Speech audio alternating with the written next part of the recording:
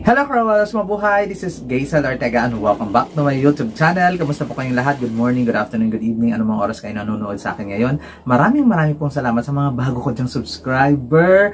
Thank you so much sa suporta. Umabot na tayo ng almost 8,700. Maraming salamat. Sa hindi pa po dyan nakasubscribe, please subscribe my YouTube channel, Gaysel Ortega Cruella in Pageantry, and click the notification bell below para updated kayo when it comes na maglabas ako ng aking mga video.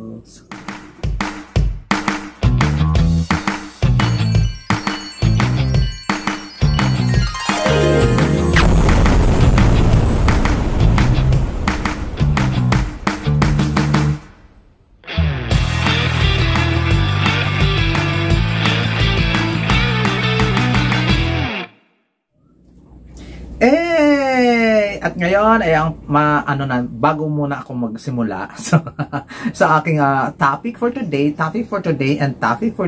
ay thank you so much muna dito ng bonggang-bongga kay Ma'am Catherine Kane. Pasalubong niya galing US. Thank you so much. Maraming salamat. Sinuot ko talaga.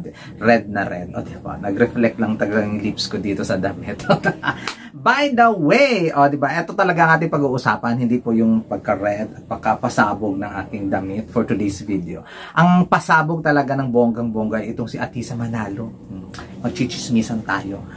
May nakalap akong impormasyon, bali-balita at talagang mga mahadera ang mga team Atisa Manalo. Marami daw di umanong pasabog itong si Atisa Manalo. Handang-handa sa lahat ng mga aspeto sa pageantry, sa Miss Universe Philippines. Handang-handa ang Maria Atisa Manalo na i-represent ang Quezon Province.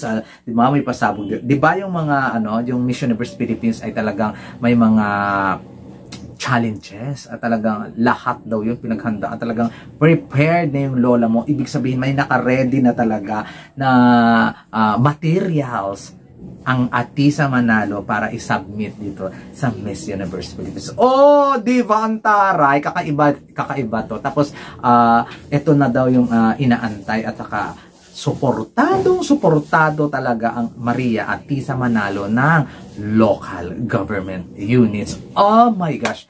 Sana all lahat ng kandidato suportado, di ba? At sana all, kasing ganda ni Atisa Manalo yung representatives.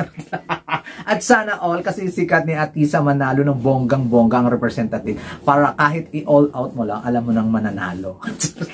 Apelyido palang mananalo na. Oh, di ba? Grabe, dami na naman itong maghahanash. Pero grabe talaga yung paghahanda sa mga ultimong mga maliliit na detalye sa paglaban niya dito sa Miss Universe Philippines ay pinaghandaan talaga ng team, mga designers, mga kung mga theme, kung kung paano nila i-showcase itong si Atisa Manalo dito sa Miss Universe Philippines ay talagang ready na daw.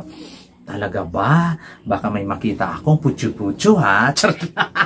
Yun lang ayon doon sa sa mga pasors ng mga bakla kasi pinapalaganap nila sa mundo ng mga pageantry na ready na daw. Talaga ba? Baka makita akong mga challenges tapos putyo-putyo lang ha. Pero syempre di Atisa Manalo yan. Syempre may pinapatunayan na yan. Syempre dinala niyan ang Pilipinas sa Miss International at talagang hindi niya tayo binigay niya lang lahat. Pero kinapos siya ng isang hakbang para makuha ang corona. But still, isinulong pa rin niya ang Pilipinas. Talagang inilaban niya ng bonggang-bongga ang Pilipinas. Dito kaya sa Miss Universe Philippines, kaya niyang ilaban ang Quezon Province. Dahil ang mga taga Quezon Province ay talagang super talaga ito sa babaeng ito. Kung ba naman yung ganyang kag-beauty, kung ganyang kaganda yung yung contestant mo, hindi kahit na siguro wala kang hilig sa pageant, mas mapapasupport ka talaga. Mapapasupport ka talaga. Talagang, oh my God, this is it. O, diba? Minsanan lang mag-represent, magpadala ang Quezon Province ng ganito yung quality, ganyan eksena. So, na lang sabihin, maghanda na lang yung mga kalaban, o diba? Dapat well prepared din yung kalaban kung ganitong chika nila at pinapalabas ng Team Atisa or mga fans or mga fanay ng mga taga ni Atisa Manalo na talagang super ready na talaga at marami daw silang pasabog na ipapasabog sa Miss Universe Philippines. Dapat hindi nila sinabi, no? Dapat sinurpresa na lang tayo. Baka kasi mag-expect tayo, di ba? Dapat silang sinabi.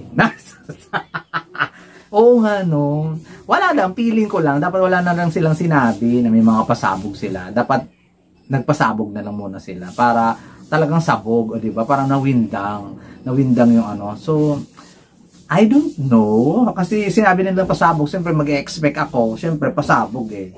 Mag-e-expect talaga ng boom! Panis! O ano kayo ngayon? Atisa manalo to. Sana may ganung effect, no? Nakakaloka. Parang parang wala lang. parang sinabi nila na pinaghandaan to ni Atisa na manalo ng 6 years. Tapos yung ibang kandidata, kakapanalo lang, no? Wala silang paghahanda, ganun ba yung ibig sabihin?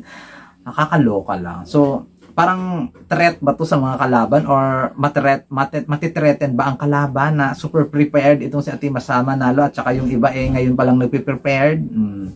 Ganon ba yun? So, sana wag na ipakalat ng mga fans, ng mga diehard na may mga pasabog, o di ba?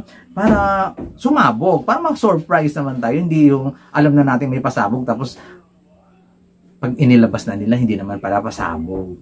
Nakakaloka 'yon. Baka lalong dumiin yung eksena. Pero I'm so excited kasi alam ko naman na hindi pa babayaan ng Quezon Province itong si Maria Atisa Manalo. At talagang nakita mo naman yung eagerness na ngayon ni Atisa, yung dedication ng lola ninyo. So, yun lang, sana yung pasabog ay sabog talaga, o di ba? At ma-excite kaming lahat. Kagaya nito, nagpasabog ako ng kulay red, Adidas.